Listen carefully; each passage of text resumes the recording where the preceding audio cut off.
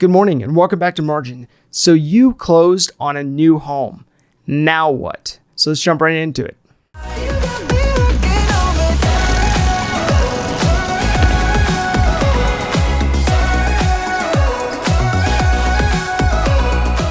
So many of us are so excited for a new space and do whatever it takes to get into that space and make it just right. But if you are like many Americans who have stretched themselves to buy dwellings in this economic climate, you may be feeling a bit house poor after you close on that property and get everything done on that property to make it a home.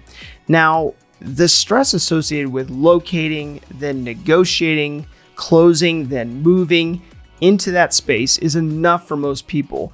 But what if the place that you purchased needs to be outfitted for your taste? What do you do at that point? Now, if you bought based on what your mortgage loan officer told you that you can actually afford, but not actually based on what you can actually afford, based on you running your own budget, you can end up with some buyer's remorse. Now, according to data from the U.S. Census Bureau, the average person in the United States moves residences more than 11 times in his or her lifetime. Now, if you think about it, that's not actually that often. Now, I'm sure that you move more probably earlier on in life as you are heading off to college, you're getting into your career, maybe you're getting married or starting a family and figuring out where you want to settle down. But many people don't consider when they buy a house, what their exit strategy will be at that point when you do decide to move. Now, here are 5 tips now that you have bought a new dwelling. Tip number 1 is to not over improve the space for the neighborhood. This will prevent you from pouring more money into the property than it is actually worth. This is difficult because we all have personal preferences. We have a preference as to how the design and layout of our dwelling, of our home, of our space should be, but that doesn't mean it's necessarily that of the vast majority of the public or population. And so considering that, when you are not only buying a property, but also retrofitting that property for your needs is especially important. Now, tip number 2 is to be mindful of the neighborhood. If the average home in the area is maybe 3 to 5 bedrooms, I wouldn't recommend combining 2 bedrooms to make a larger master bedroom if you're going to be competing in a neighborhood that has more than 2 bedrooms typically on the floor plans of those homes. And so the demand actually may not be there. Now, tip number 3 is to remember that aside from the location, which at this point you can't really change, kitchen and bathrooms typically sell homes. Now, arguably, maybe the master bedroom, the closet, those types of things add a ton of value, maybe also the views and so on and so forth. But in a general sense, kitchen and bathrooms are the aspects that people will most likely focus on most if they're looking to purchase your home. So if you are going to put money into your property, take a look at what comparable homes have actually sold for in your neighborhood and what upgrades they had. So if you wanted to put Wolf appliances in, but the neighborhood doesn't necessarily substantiate or support a value for that, you may consider putting in a lower quality appliance into your renovation. So tip number 4 is to do your best to run the numbers before you refinance. Now, refinances happen all the time. People are constantly looking at doing cash out refis or to drop their interest rate, especially in a low interest environment like we're in. But you have to remember that every time you refinance, you restart your mortgage and push back the date of actually paying off that property.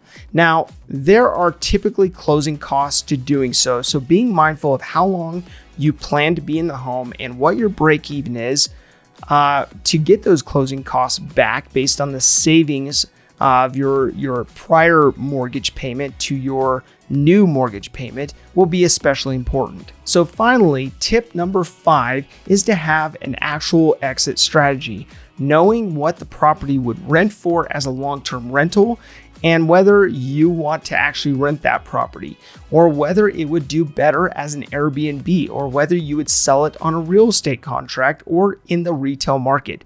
Now, having the sell point in mind when you are actually buying that property and when you are going through the process of renovating that property will help you gear those renovations based on what you plan to do with that property. Now, I mentioned in the last episode that I bought a home a couple years back and invested about $42,000 in renovations for that home.